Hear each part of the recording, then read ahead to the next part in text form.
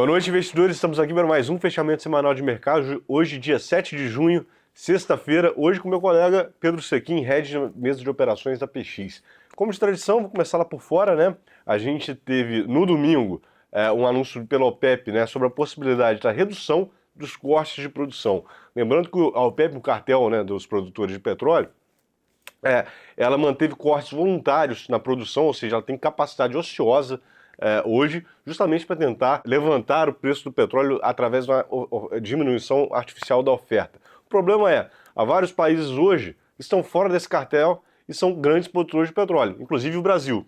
Então, Brasil, Estados Unidos, entre outros, com produção na máxima, sem capacidade ociosa, e se aproveitando aqui de um preço artificialmente alto causado pelos membros dos cartéis, isso estava gerando muito desconforto. Então, a gente pode ver aí um aumento da oferta mundial de petróleo nos próximos meses, isso é uma grande possibilidade. Passando agora para a Europa, rapidamente, o Banco Central Europeu cortou os juros em 0,25%, lembrando que a Europa está com um problema de crescimento, né? O crescimento está estagnado já faz alguns anos, então eles levantaram os juros para poder combater a inflação e agora que a inflação volta a patamares toleráveis e o crescimento econômico está doendo, eles reduzem esses juros. E finalmente, mais importante, nos Estados Unidos, a gente teve aí ao longo das últimas semanas uma série de dados de mercado de trabalho e inflação mais benignos, ou seja, o mercado de trabalho dando uma desaquecida, lembrando que o mercado de trabalho americano está muito forte, muito pujante, assim como a economia, que também está muito forte, muito pujante. Hoje, a gente teve o payroll, que é o CAGED deles, né? Criação de emprego. E esse número veio muitíssimo acima do esperado pelo mercado, ou seja, indicando novamente o mercado de trabalho muito pujante. Isso é ruim para o combate à inflação e há consequências no mercado, não é isso, Pedro? Perfeito, Disseu. Bom, pessoal, boa noite a todos. Esse comportamento do payroll, ele veio acentuar e voltar àquela trajetória que a gente já vinha convivendo algumas semanas de uma trajetória ascendente dos juros americanos. Então, enquanto a economia americana se mostrar resiliente ao seu crescimento, isso tende a pressionar os juros futuros nos Estados Unidos e, naturalmente, impactando em todos os ativos de risco, principalmente nos emergentes aqui quando a gente fala de Brasil. Esse comportamento, ele traz um estágio de mais fortaleza ao dólar e desvalorizando as moedas emergentes como aqui do Brasil. Em consequência, a gente sentiu muito impacto hoje cedo, depois que essa notícia saiu, na nossa bolsa, principalmente no câmbio. A gente vinha numa trajetória até bastante benigna até ontem no acumulado da semana, mas essa notícia ela veio impactando negativamente e depois, a posteriori, a gente teve uma notícia bastante lamentável do ministro da Economia, que foi o Haddad, e eu queria pedir a ajuda aí do Dirceu para explicar um pouco da onde vem, né, toda essa retórica, aonde que vem sendo a desancoragem, né, do mercado perante o ministro e quais são as projeções e perspectivas quanto a essas temáticas do governo para o ambiente econômico. Bom, antes de falar aqui do episódio do Haddad, que ocorreu agora há pouco, pessoal,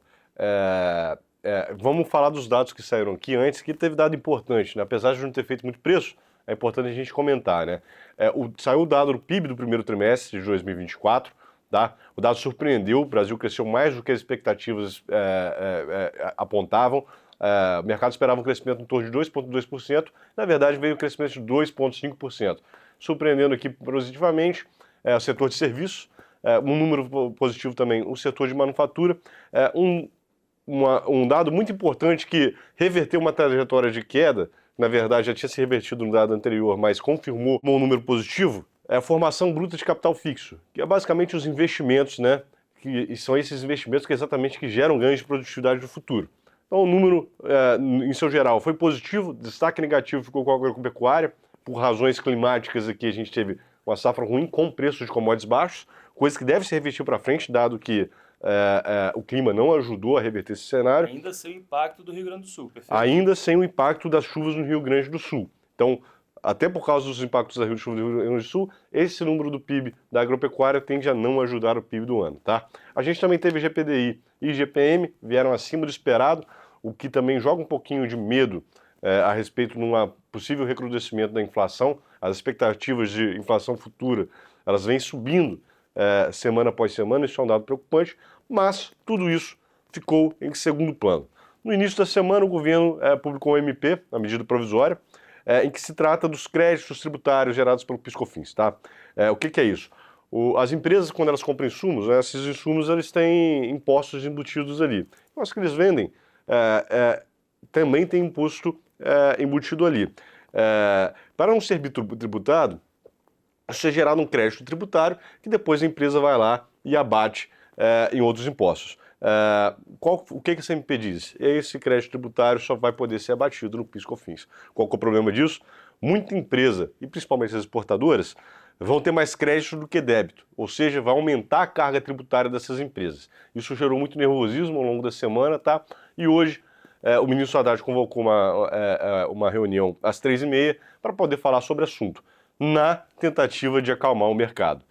E as falas dele não foram bem recebidas pelo mercado. Ele disse que é uma medida saneadora que traz transparência para um gasto tributário que está em patamares inaceitáveis, né? Isso, obviamente, foi muito mal recebido pelo mercado, afinal de contas, não é um gasto tributário, na verdade, você está evitando uma bitributação e o mercado estressou severamente, não é? Você já adiantou que o dia começou mal, né, antes dessa notícia, por causa dos Estados Unidos, nada a ver com a gente. E a partir dessa notícia, o que aconteceu? Bom, Dirceu, nada bem, né? Como a gente estava falando antes, a Bolsa vinha caindo 1% com a notícia do payroll vindo dos Estados Unidos e depois do pronunciamento do ministro Haddad, por volta ali das 3h30 da tarde, isso se intensificou bastante, o índice Bovespa chegou a cair quase 2%, o dólar subindo 1,5%, e foi um sentimento atípico, como a gente não via em época de pandemia, Joesley Day, parecendo um ambiente de bastante stop, principalmente ocorrendo em fundos grandes, e isso foi muito percebido nos juros, um estresse